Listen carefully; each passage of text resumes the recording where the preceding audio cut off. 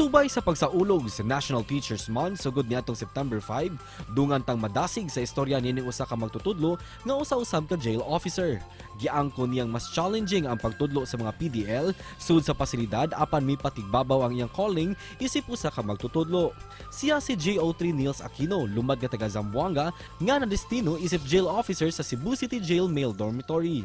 Usa siya sa mga alternative learning system kun ALS teacher nga padayong midasig sa iyang mga estudyante. Karong buntaga, dungan tang madasig sa iyang istorya ingon man ang iyang inspirasyon, dinhilang sa GMA Regional TV Live. Edukasyon sulod sa mga prisuhan makapusa tong hisgutan. Karong buntaga, kumusta man ang pagtudlo sa atong mga PDL o mga persons deprived of liberty. Makauban nato JO2 Nils Aquino. Mayong buntag ug maupay na aga JO2 Aquino. Dayon sir sa programa GMA Regional TV Live. Mayong buntag Sir Nix. Good morning sa tanang ng lantaw karon. Labi na sa ako ang asawa ug mga anak na nasa among balay karon, sa akong pamilya diya sa Mindanao. Mayong buntag. Daghang salamat sir for joining us this morning og una sa tanan, Happy National Teachers Month kanimo kay usab sa kakamagtutudlo. Unsay mensahe nimo sir sa mga teachers sama nimo? Ako mong i-greet ang mga teachers karon. Happy National Teachers Month.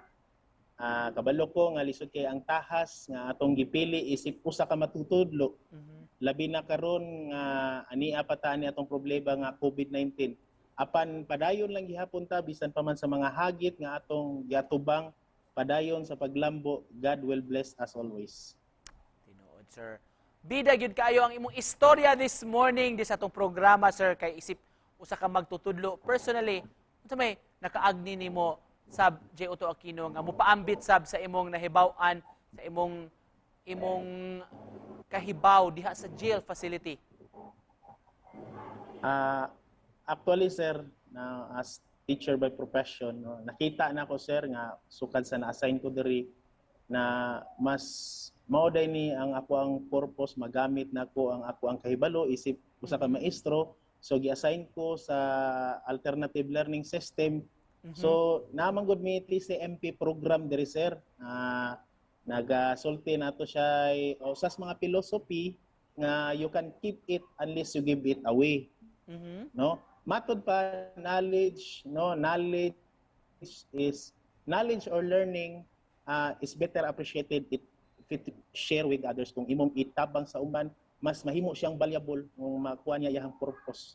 Let's talk about your college life sir. Unsa may natapos nimo sa kolehiyo sir og sa unsa mang panghitabo nga naabot ka sa BGMP isip usa ka jail officer?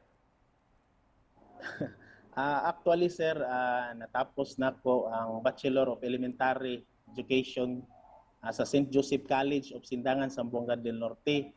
So kanimang kong BGMP sir, after I graduated, so mao ni siya unang opportunity nga miabli nako. So wala na ko naglangay-langay sir. Tabangan sa mga tao nga mitabang pud nako. So mao ning napunta gyud ko diri sa jail pagka jail officer sir. Unsay masaysay nimo or ma-share nimo dakong hagit isip usa ka magtutulo sa ka teacher sulod sa jail facility nga imong naagian pod sir?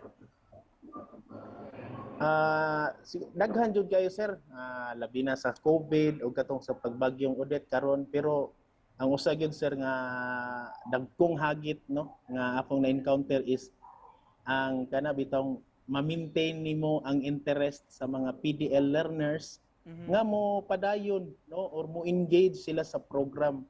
Mamahimo ba sir maka-share ka this morning og inspiring story sa imong estudyante, imong learner sir nga nakapatandog sab nimo isip usa ka teacher? This recently sir, karong graduation karon naay PDL nga nagpangidaron og 65 years old.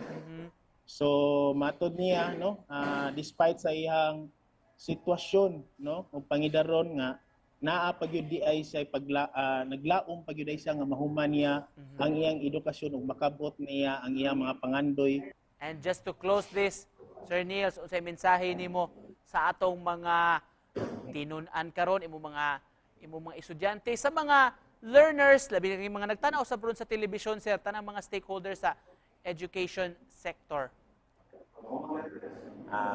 Sa ako mga estudyante, aniya karon sa jail facility, ingon man sad sa mga tinun-an no nga naglantaw karon. This story is not about me, about sa BJMP or about sa mga teachers, no?